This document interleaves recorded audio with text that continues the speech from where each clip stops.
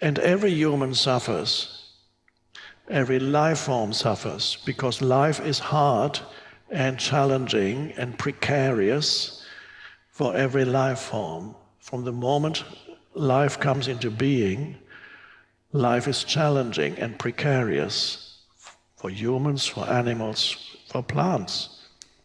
Every life form encounters obstacles in its attempt to grow and expand, and it continuously encounters obstacles to its expansion. Every human, in one form or another, if you come into this world, very quickly you'll find obstacles, seeming obstacles to your expansion and growth and well-being and flowering. I think you can all, if you think about your so-called life, how many obstacles life seems to have put in your path towards happiness. And some people perceive life as life continuously is sabotaging my attempts to find happiness. Why is that? And then they have these strange theories that God is against me, whatever the theory is. But it does seem like, and this is related to the Buddhist term dukkha or suffering,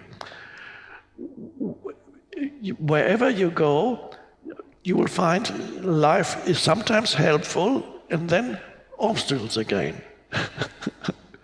And this is perceived as, some people believe if you only practice positive thinking continuously, you will no longer encounter obstacles. But that, unfortunately, is not the case. Positive thinking is a great thing, can be extremely helpful and bring about certain shifts in you, but it does not free you from experiencing the obstacles that life will put on in your path and the challenges that come. So those obstacles, whether they come in the form of loss or illness or relationship problems, many of them arise from their own mind, because your mind creates an enormous amount of problems that are quite unnecessary, but the mind doesn't know that. So the mind creates an enormous amount of conflict that is unnecessary in your life. That's one kind of obstacle, is your own mind.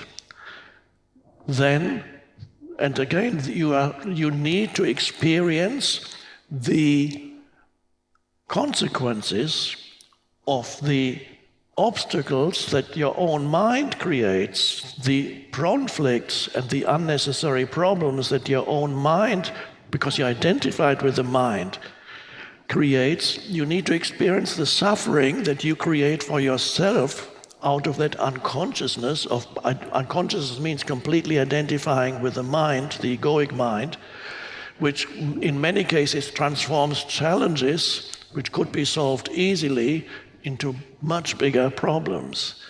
So you have your mind-created obstacles that you ultimately create yourself because you're not conscious enough, and then you encounter suffering. This is one level of suffering. And you need to experience the suffering that comes through unconscious use of the mind in order to awaken. It's only through the suffering that eventually you go, I can't take anymore. As it happened to me when I was in bed one night and said, I can't live with myself anymore. And then somehow I realized that this myself that I couldn't live with anymore was an illusion, an illusory entity, and very unhappy mind-created entity. But before I realized that, I had to go through this suffering for years and years. So the suffering worked. It fulfilled its purpose. And then you have another level of suffering or obstacles. Obstacles come to you seemingly from the outside, that suddenly you have an accident, an illness. That's a kind of outside. Something seems to happen to you that you have not contributed to. Something happens to somebody close to you, dies as an accident. Many things can happen, but you seem, I haven't created that. Of course, In New Age, it's very normal to say when things go wrong in your life, the typical New Age person will say, how did you create that? You slipped on a banana skin and broke your leg. Why did you create that? How did you create that? It's an interesting question. I don't want to go into this, whether even those obstacles or challenges that come to you, not seemingly not from your own mind, but from the outside, did you still create that or not? Let's leave that aside. I don't want to convince anybody one way or another. I have a much more simple recipe here, which goes like this. Instead of telling people, you better look at your life and see why you created that or how you created that, I say, accept each moment as if you had created it. Accept each moment as if you had wanted it or caused it, wanted it to happen. I can't remember my own writings. It's always not good to go into memory. Don't quote, just present moment.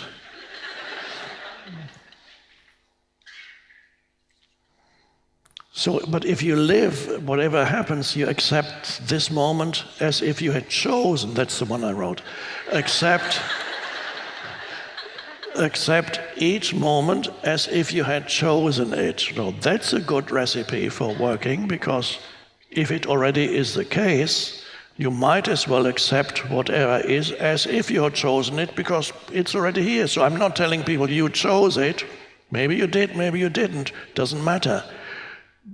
Still accept it as if you had chosen it. That shifts things, that your whole attitude to it shifts, and it dissolves more quickly than whatever the obstacle is. But let's go back to the suffering. First, the suffering that arises from your own mind creates conflict and all those things that create suffering, and then at some point you awaken. And then what remains is the suffering that comes with having a body, for example, because eventually the body gets older. No matter how much you go to the gym every day, no matter how fantastic your nutrition is, no matter how many pills for longer life you take, which is all fine and good, but of course every form eventually dissolves, and a time comes when the body can be perceived as a burden almost. The older you get, the more likely it is to happen.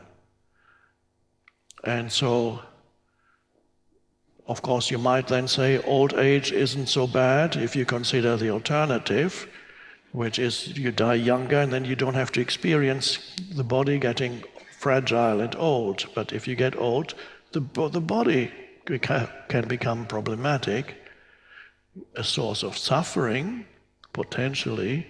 But those challenges, if approached correctly, don't have to turn into suffering. Accept each moment as if you had chosen it. If you can go with the isness of things, there's no complaining entity that says something about being a victim and complaining how dreadful things are now. I wish my mother had learned that lesson when she suffered in that way, because she had always identified very much with her body, good looking, always nicely dressed, going out, and liked to be looked at, very normal thing for many people. And then the body got older and older, and then hip problems and other fractures and this, and got worse and worse, and the unhappiness grew and grew.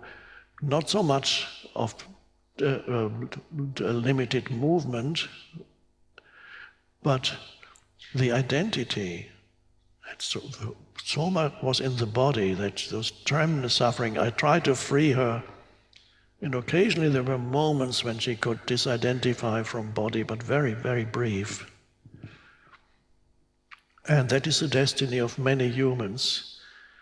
But the suffering is really that every life form encounters, the obstacles that every life form encounters, whether they come at a younger age, older age, middle age, in whatever form, these things are absolutely necessary, without which there would be no human evolution whatsoever, and no life form would ever evolve if the life form did not encounter obstacles.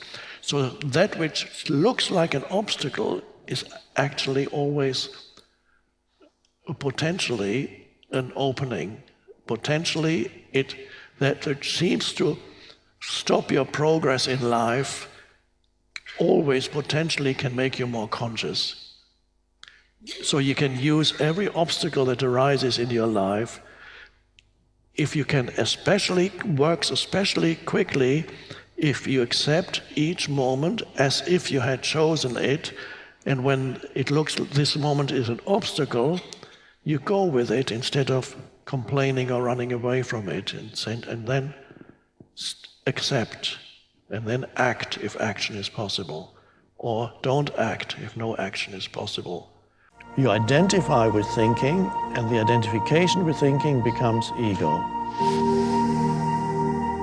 And there are many people in this world who are stuck with hostile, life-denying, continuously critical and attacking entities that they carry in their head, and they believe that is who they are. To become free of ego means becoming free of thought, identification with thought. That's the end of the ego.